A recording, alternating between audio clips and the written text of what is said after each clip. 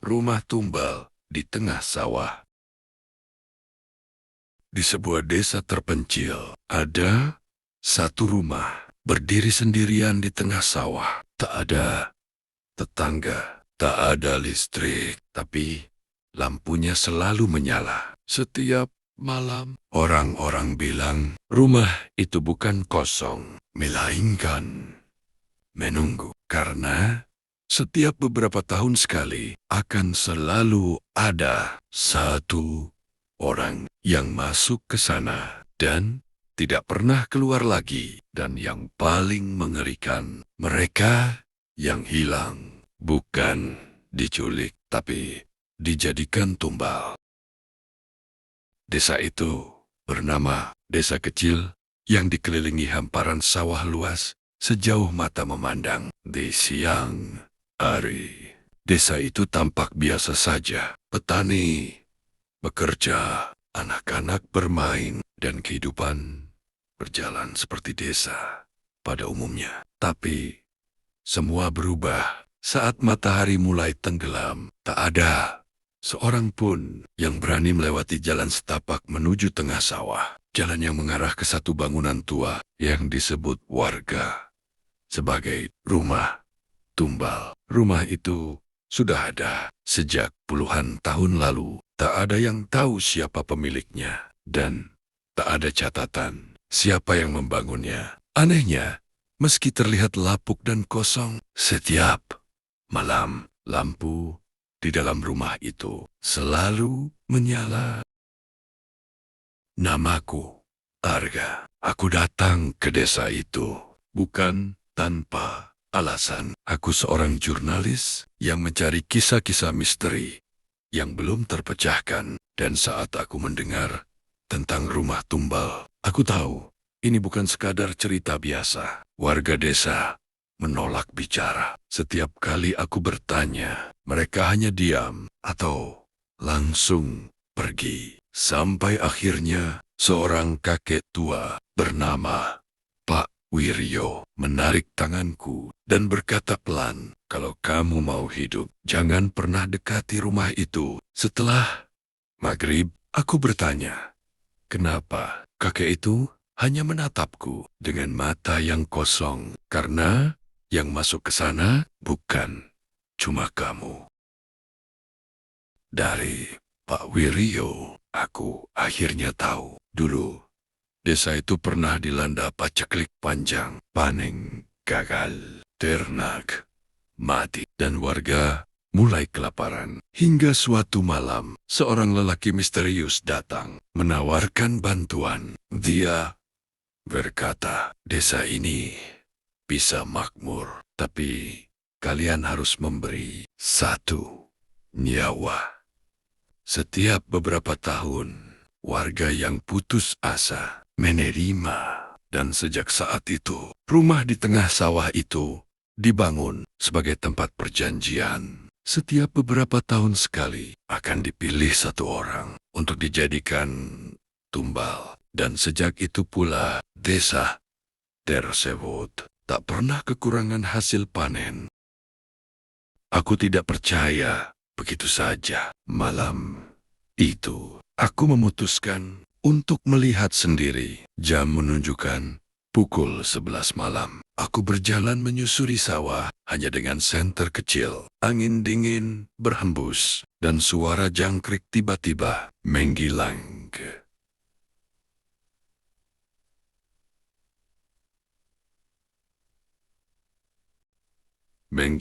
Saat aku mendekat, aku melihat rumah itu. Lampunya menyala, pintu terbuka sedikit, seolah mengundang. Dan saat aku melangkah masuk, bau anjir langsung menusuk hidungku. Di dalam rumah tak ada perabot, hanya lantai kayu tua dan dinding yang penuh noda hitam. Lalu aku mendengar suara, "Kamu bukan yang dijanjikan." Aku membeku. Suara itu bukan dari satu arah, tapi dari seluruh ruangan. Tiba-tiba pintu di belakangku tertutup keras. Lampu mulai berkedip dan aku melihat bayangan bergerak di dinding. Bukan satu, tapi banyak.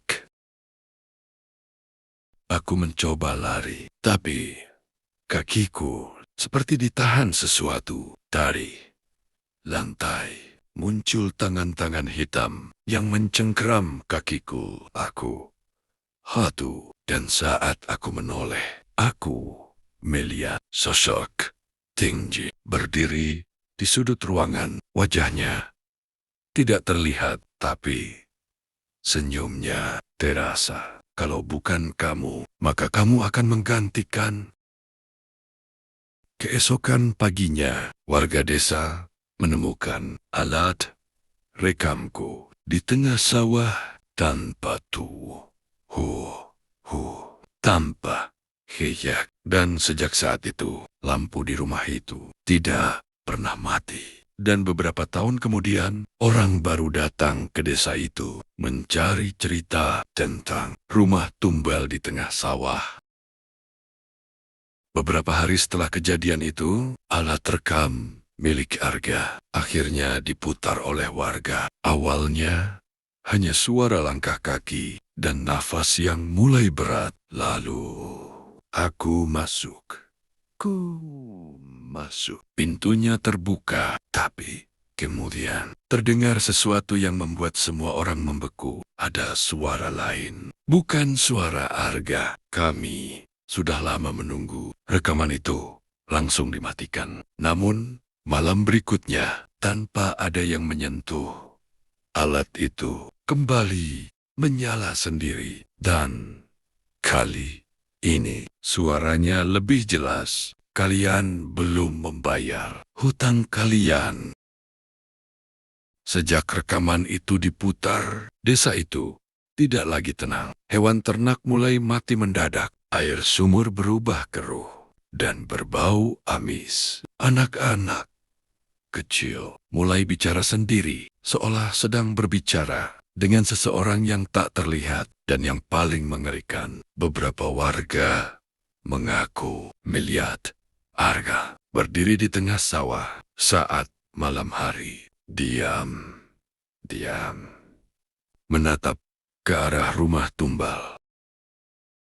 Pak Wiryo akhirnya mengumpulkan warga dengan suara gemetar. Dia mengakui sesuatu yang selama ini disembunyikan. Kita sudah melanggar perjanjian. Ternyata sudah hampir 10 tahun desa itu tidak melakukan ritual tumbal. Bukan karena mereka berani melawan, tapi karena mereka berharap sesuatu itu sudah pergi. Namun, mereka salah. Perjanjian itu bukan untuk dihentikan, melainkan untuk terus dilanjutkan. Dan sekarang penagihnya sudah datang. Warga desa berkumpul membawa obor dan sesajen. Mereka berjalan menuju rumah di tengah sawah. Malam itu langit benar-benar gelap, tanpa bulan, tanpa suara. Saat mereka sampai, pintu rumah itu sudah terbuka lebih lebar dari biasanya, seolah menyambut. Dan di depan pintu berdiri sosok Arga. Tapi bukan Arga yang mereka kenal. Matanya hitam pekat, kulitnya pucat, dan senyumnya terlalu lebar. Sosok itu membuka mulutnya, tapi suara yang keluar bukan suara manusia. Satu harus diganti, atau semua akan diambil. Warga panik, tangisan pecah, dan tanpa disadari, satu anak kecil melangkah maju, seolah dipanggil. Ibunya menjerit, mencoba menariknya, tapi terlambat. Tanah di bawah kaki anak itu tiba-tiba terbuka, dan menariknya masuk. Perla. Perla. Setelah malam itu, desa kembali tenang. Sawah kembali subur. Air kembali jernih. Seolah tidak pernah terjadi apa-apa. Namun, rumah itu tidak lagi sepi. Karena sekarang bukan hanya satu yang tinggal di dalamnya. Dan jika kamu suatu hari melewati sawah dan melihat sebuah rumah dengan lampu menyala, jangan pernah mengetuk pintunya, karena mungkin yang akan menjawab adalah kamu sendiri. Tak ada yang benar-benar tahu siapa yang pertama kali membuat perjanjian itu. Namun, di balik cerita yang beredar, tersimpan kisah yang jauh lebih tua, lebih gelap, dan lebih kejam. Sebelum desa itu ada, tempat itu hanyalah hamparan tanah liar yang dipercaya sebagai tanah penunggu. Konon, siapapun yang bermalam di sana tidak akan kembali sebagai manusia yang sama. Hingga suatu hari, datanglah seorang lelaki berpakaian hitam, bukan warga desa, bukan juga orang biasa. Dia membawa sesuatu, sebuah peti kayu, jangk, terus bergerak dari dalam. Lelaki itu bukan penolong, dia adalah perantara. Dia mengumpulkan warga yang pertama kali membuka desa itu dan menawarkan satu hal, kekayaan, hasil panen, dan perlindungan, dengan satu syarat: berikan aku tempat untuk dia tinggal. Peti itu kemudian dikubur tepat di lokasi rumah tumbal sekarang berdiri. Namun, sebelum ditutup, peti itu sempat terbuka sedikit, dan dari dalamnya keluar tangan hitam, panjang, dan tidak manusiawi. Sejak saat itu, perjanjian darah dimulai.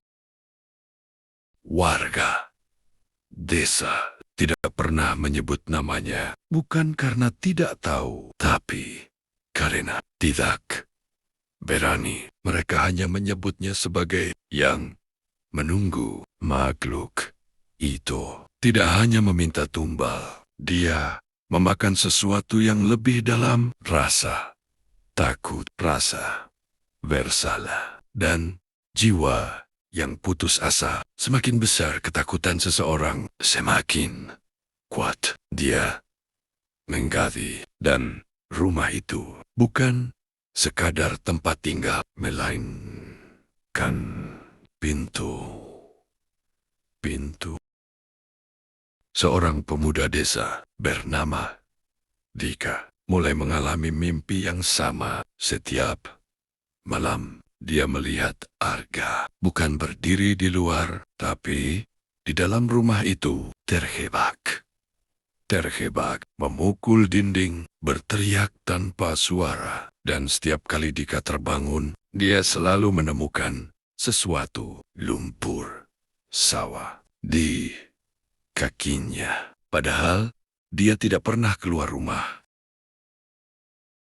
Suatu malam, Dika mendengar suara dari arah sawah, pelan memanggil namanya. Dika, masuklah. Tanpa sadar, dia berjalan keluar, melewati jalan setapak, menuju rumah itu. Lampu menyala, pintu terbuka, dan kali ini tidak ada rasa takut, hanya dorongan untuk masuk. Begitu Dika melangkah masuk, dia tidak lagi melihat rumah tua, melainkan ruangan luas tanpa dindingnya berdenyut seperti hidup. Dan di sana dia melihat semua orang yang pernah hilang berdiri diam, menata panjang dengan mata kosong, termasuk Arga. Arga mendekat. Dengan susah payah, dia berbisik, "Kita bukan mati. Kita dijadikan bagian." Dika mencoba lari, tapi suara itu kembali terdengar. Lebih dekat, lebih jelas, lebih dalam. Kamu sudah dipilih. Tiba-tiba, lantai berubah menjadi lumpur hitam dan mulai menarik tubuhnya. Perlahan, keesokan harinya, Dika hilang seperti yang lainnya. Dan warga desa Andya diam. Tidak ada pencarian, tidak ada tangisan, karena mereka tahu ini belum berakhir. Rumah itu tidak pernah berpindah, tapi pintunya bisa muncul di mana saja. Dan jika suatu hari kamu merasa seperti pernah melihat tempat itu, mungkin itu bukan perasaan, tapi panggilan. Semua yang terjadi di desa itu bukan sekadar perjanjian biasa, melainkan kesalahan manusia yang mencoba mengendalikan sesuatu yang seharusnya tidak pernah disentuh. Makhluk itu bukan berasal dari dunia manusia. Ia bukan hantu, bukan juga iblis seperti yang selama ini dipercaya. Ia adalah penjaga dari sesuatu yang lebih dalam, yang dulu pernah terkunci. Dan peti kayu itu bukan untuk membawa makhluk itu masuk, tapi untuk menahannya agar tidak keluar. Lelaki berpakaian hitam itu bukan perantara, melainkan pengkhianat.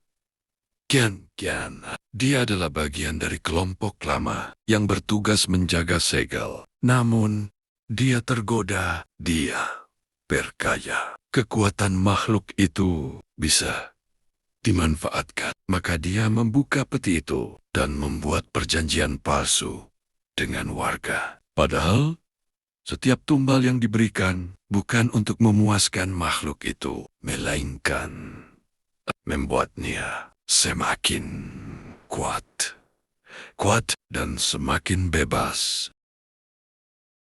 Rumah tumbal itu bukan sekadar bangunan, itu adalah titik lemah. Tempat di mana batas antara dua dunia menjadi tipis. Setiap jiwa yang diambil menjadi paku yang menahan pintu itu tetap terbuka. Dan sekarang pintu itu hampir sepenuhnya terbuka.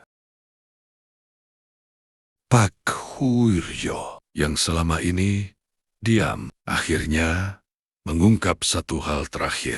Kutukan ini bisa dihentikan, namun caranya bukan dengan memberi tumbal, melainkan menghentikannya dengan satu syarat. Semua yang sudah diambil harus dilepaskan, dan untuk itu seseorang harus masuk ke dalam rumah itu. Bukan untuk menjadi tumbal, tapi untuk menghancurkan intinya.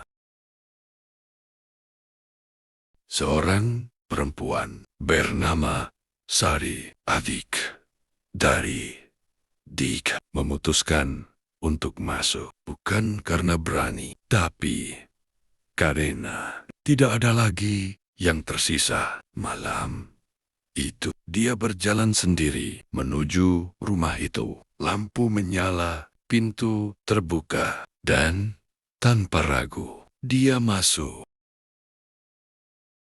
Di dalam, Sari tidak melihat orang-orang yang hilang. Tidak ada Arga, tidak ada Dika. Yang ada hanyalah sebuah ruang gelap, dan di tengahnya peti kayu tua. Jangretak. Dari dalamnya keluar cahaya hitam yang berdenyut. Itulah inti dari semua ini.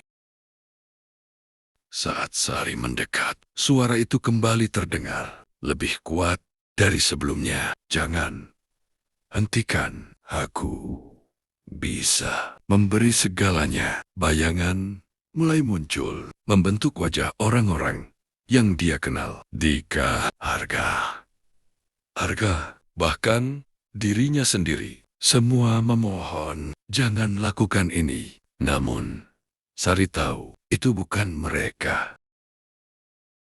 Pak Wiryo pernah berkata, yang bisa menghentikan harus datang tanpa rasa takut dan siap kehilangan segalanya. Sari menangis, tapi dia tetap melangkah. Dia menyentuh peti itu dan berbisik, kalau ini harus berakhir, biarlah aku yang terakhir. Lalu, dia mendorong peti itu hingga retakannya pecah seluruhnya. Cahaya hitam itu meledak keluar, jeritan terdengar dari segala arah, dan untuk pertama kalinya, rumah itu bergetar hebat. Satu persatu, bayangan manusia mulai muncul, lalu menghilang. Harga, Dika, dan semua yang pernah menjadi tumbal, akhirnya bebas. Keesokan harinya, rumah di tengah sawah itu hilang. Tidak ada bangunan, tidak ada jejak, seolah tidak pernah ada. Desa kembali normal. Tidak ada lagi suara, tidak ada lagi panggilan. Namun, Sari tidak pernah kembali. Beberapa bulan kemudian, seorang petani menemukan sesuatu di sawah. Sebuah benda terkubur, sebagian peti kayu utuh tanpa retakan. Dan dari dalamnya terdengar suara pelan. Kamu sudah membuka pintu yang lain. Menurut kamu, kutukan ini benar-benar sudah berakhir atau baru saja berpindah? Tulis teori kamu di komentar.